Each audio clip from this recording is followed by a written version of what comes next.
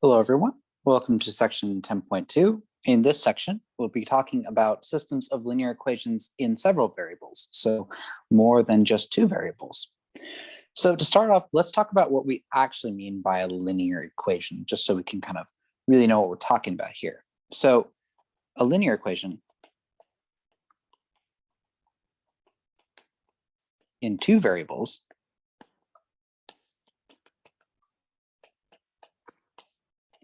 was just a line, right? So we're dealing with like 4x minus 3y equals 2. Like that's just an equation of a line, right? So what do we mean by a linear equation in more variables? A linear equation in n variables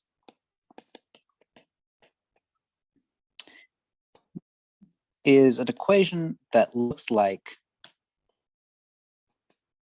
something like this, where you've got like an a1x1 plus a2x2 plus ... plus some anxn, and that's all equal to e. So here, the a1, the a2, all the way through the an, those are numbers, and your x1, your x2, all the way to xn, those are your variables. So we're a1, a2, ...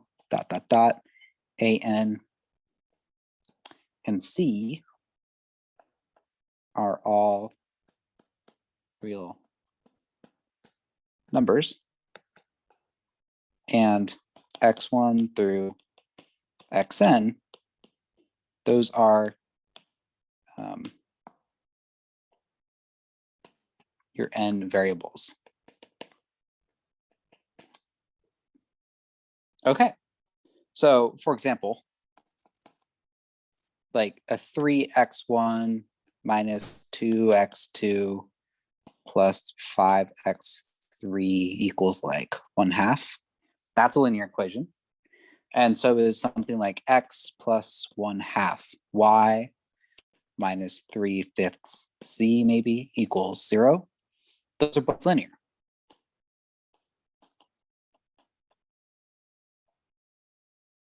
But what does maybe a nonlinear equation look like? Well, maybe something like 3x squared plus 2x minus 1 equals 0. That's not linear because we have an x squared term. We have a variable multiplied by itself. Something that maybe looks like x1, x2 minus 2x3 equals 7. That's not linear either because we have two different variables multiplying by each other, right? And like nonlinear equations get really funky, like 4x1 squared, maybe minus 2x2 plus 3x3 under the square root equals 2. That's not linear either because we've got this x1 squared, right? And we have an x3 square root. So all the variables need to only have a power of 1. So none of these are linear either.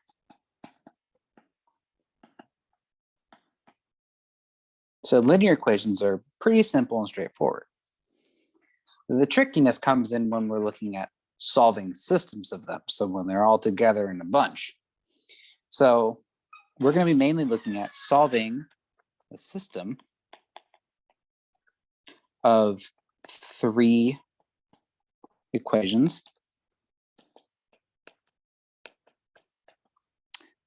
in 3 variables.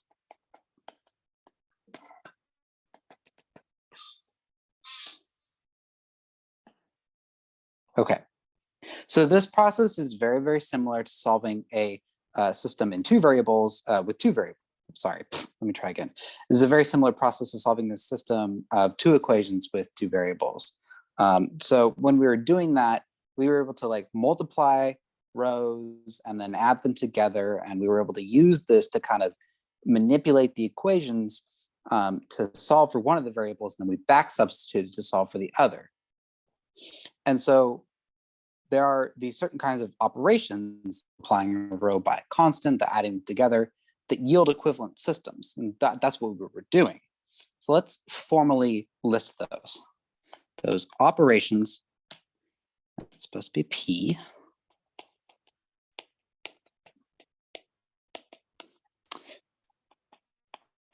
That yield an equivalent system.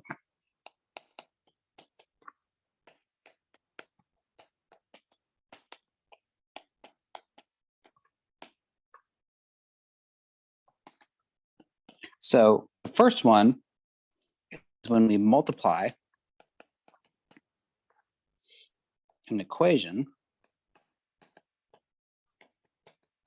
by some non-zero constant.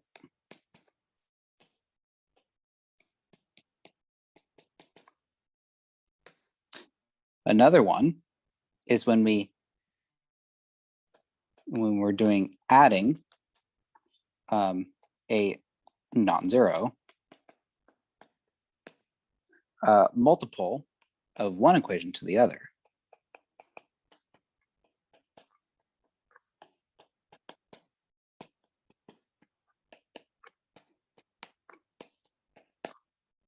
And then the third one that can sometimes come in handy is it's also okay to go ahead and swap the positions of two equations. So swapping the positions of two equations.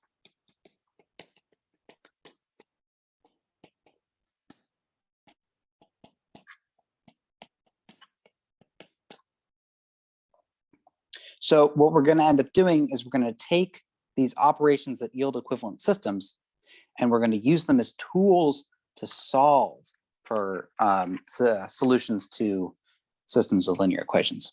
So let's go ahead and take a look at what that might, that process might be. So let's say we wanted to solve something like maybe an x plus y plus z equals 4. And then we've got like an x plus 3y plus 3z equals 10. And then we've got a 2x plus y minus z equals 3. Okay, so when we're looking at something like this, our goal is we want to add multiples of equations to each other to cancel out one of the variables in the other two equations. So we want to make it so that only one of the equations has a certain variable, like only one of the equations has an x in it. That'll be like our first step. So let me write that down. We want to add multiples of equations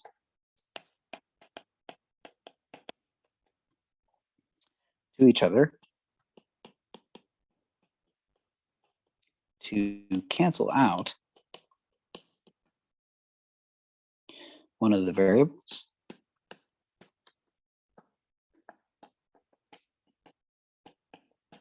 in the other two equations.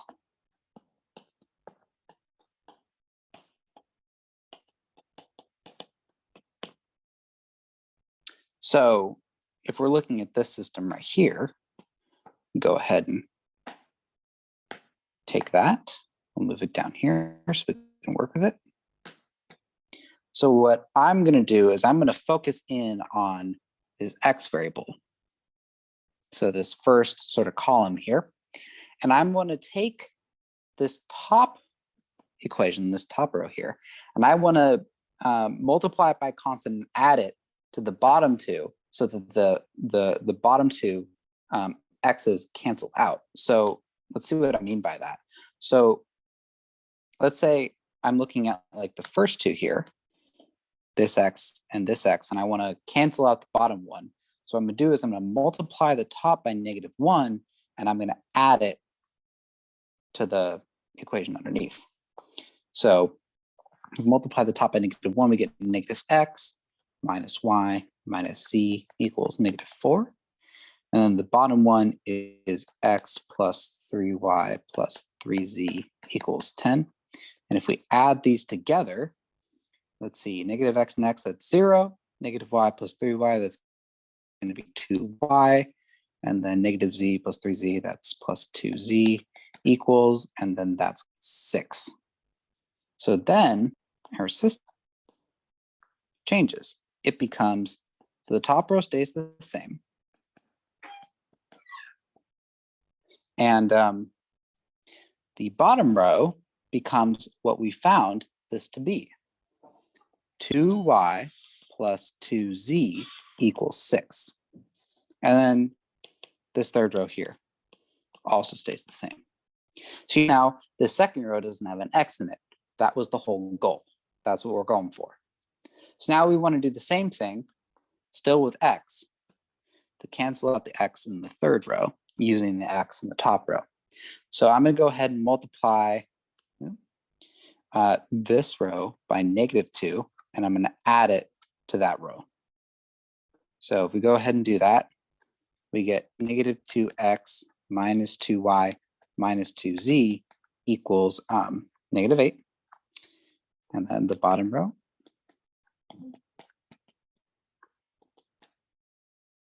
All right, and if we add these together, I think we get 0, -y, -3z equals -5. Okay, so then we've changed our system, and now it's same row on top, x plus y plus z equals 4. Same row in the middle, 2y plus 2z equals 6. And then the bottom row, we replace it with what we found, -y minus 3z equals -5. Okay, so now that we've eliminated the x's from the other two equations, we are going to focus in on these two. Now, if you notice, these are two equations with two variables. We actually already know how to solve these. We covered them in the last, in fact. And so the process for solving the thing boxed in yellow here is exactly the same process as was discussed in section 10.1. So I want to particularly hone in on the y's, and I want to go ahead and cancel out the y on the bottom. Let's just keep the pattern going. So I'm going to multiply the top by 1/2, and then I'm going to add it to that one down there. And so we get a y plus z equals 3, and -y minus 3z equals -5. And then if we add these together, we get 0, and then -2z equals, and then this becomes -2. So now our system looks like this. We keep the x plus y plus z on top, equals 4. We keep the 2y plus 2z equals 6 in the middle. And then we replace that last row with what we just found. It's going to be -2z equals 2. Okay. Now we have something, this is called an upper triangular system. This is good because now what we can do is we can actually multiply this row here by -1/2. And I'm doing that because I want to get rid of this -2. It's kind of ugly. So if we do that, our system becomes x plus y plus z equals 4. 2y plus 2z equals 6. And then if we multiply by -1/2, we get z equals -1. Now, what we can do is if we look at these two equations, just as we would with a system with two equations, two variables, we can go ahead and take the z equals -1. We can back substitute it into the top one to find y. So let's go ahead and do that.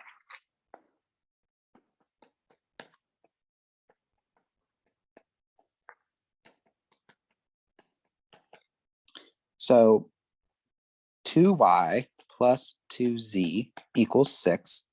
If we replace the z with the -1, this is 2y minus 2 equals 6. And that's 2y equals 8. So then y is 4. Oh, wait, did I make a mistake? No, that's right. Okay, good. All right. So now that we have y equals 4, we can go ahead and take the y equals 4 and the z equals -1, and we can plug it in to this equation right here. And so we have x plus y plus z equals 4. And so then this becomes x plus 4 plus, or sorry, not plus, minus 1 for the z equals 4. And then this is x plus 3 equals 4. So x is equal to 1. All right. So our solution is x is equal to 1, y is equal to 4, and z is equal to -1. So this process is pretty analogous to solving systems of linear equations with just two variables. It just has a couple extra steps in the beginning to get it down to that case. And if you had like say a system with 4 equations and 4 variables, you would eliminate the first one to get it down to the 3 case, and then you'd eliminate another one to get it down to the 2 case, and then you'd solve it like normal. And it's very iterative. It's kind of like Russian nesting dolls. So let's go ahead and just take a look at another example so we can get really comfortable with this. Let's say we wanted to solve maybe a system that looks like this. Actually, I'm gonna move this over a bit. Let's say I wanted to solve x minus y minus z equals 4. And I wanted to do 2y plus z equals -1. And negative x plus y minus 2z equals 5. You might be worried, oh no, there's not an x in the second equation. That's okay. The variable is already eliminated for us. It's less work. That's good. So let's go ahead and do the same normal process. We're gonna look at the x column first. And as I already said, the second one's been eliminated. So let's just eliminate the third. It turns out that we've got a x and a negative x there. So all we have to do is just add it together. And so if we take x minus y minus z equals 4, and we look at, and we add it to negative x plus y minus 2z equals 5, let's see what we get. We get a 0, and then, oh, the y's cancel out too. That's interesting. We get a 0 there, and then these are minus 3z equals 9. Okay, so we substitute that back in. So we get x minus y minus z equals 4, 2y plus z equals -1, and then we've replaced that, -3z equals 9. So sometimes this happens. Sometimes the math works out where it just goes really fast. So now we can just actually multiply this bottom row by -1/3 to sort of divide over that -3 to the other side. And so we'll have a solution for z here in a minute.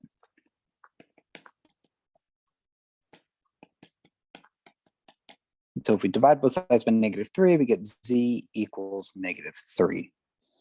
All right, cool. So now we just back substitute. So we're using that z equals -3. Let's go ahead and plug that into that second equation so that 2y plus z equals -1.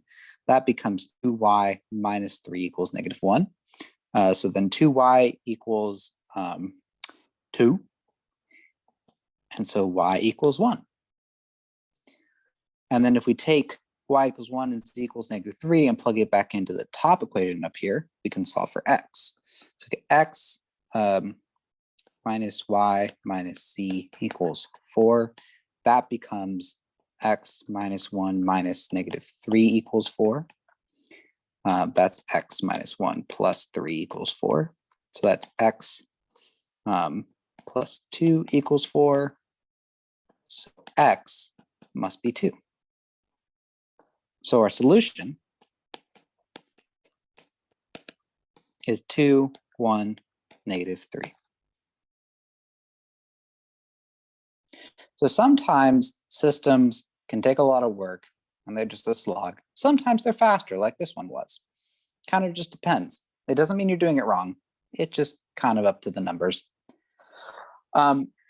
So a note about systems with multiple variables. Just like with 2 variables, systems with more variables, they can also have no solutions or infinitely many solutions. So we saw last time that sometimes systems of linear equations with 2 variables, they can, they're actually just the same, and so they have an infinite number of solutions, or sometimes do some things, you get it something like 2 equals 3, something that's just not true. That means there's no solution, right? So the same kinds of things happen for systems with more variables. So let's write that. So just like with 2 variables,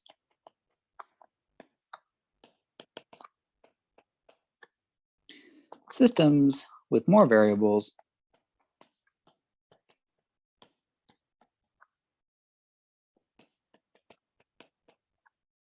can also have no solutions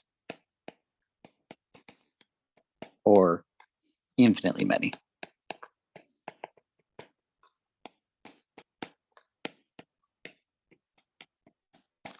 So let's go ahead and just take a look at some examples of that, just so we're really sure about like what that looks like in this sort of scenario. So let's say we wanted to solve a system that looked like x minus 3y plus z equals 5, and like a 4y plus 3z equals 9, and then maybe we've got a negative 2x plus 6y minus 2z equals negative 10. Let's do that. So just like before, let's cancel out these x's. And so the middle row, just like last time, has already been done for us. So let's go ahead and cancel out for the second row. So I want to multiply this top one by 2 and add it to the bottom row. So let's make some room for that. So we get 2x minus 5 plus 2z equals 10 on top. And then we have a negative 2x plus 6y minus 2z equals negative 10 on the bottom. So if we add these together, we get 0 plus 0 plus another 0 equals 10 minus 10, 0 again. Huh. Well, I mean, we can go ahead and substitute that into our system, but it just becomes the same thing in the first and second rows. And in the bottom row, you just have 0 equals 0. So the way people talk about this is they say that the row was eliminated, which sounds very fatalistic, but a row was eliminated. Thus, there were infinitely many solutions.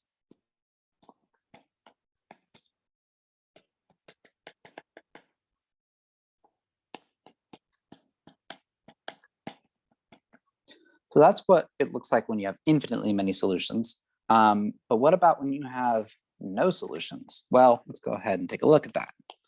Let's say we wanted to solve something that maybe looked like x plus 2y minus 5z equals 2. And then maybe we had negative 2x minus 4y plus 10z.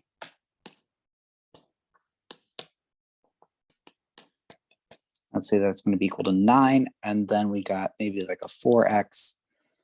And then let's just do minus z. So no y. And that's perfectly fine. Equals 3. And then just like last time, we're going to focus in on the x's. And I want to go ahead and eliminate that negative 2x from that second equation. So to do that, I'm going to multiply the top row by 2 and add it to that one.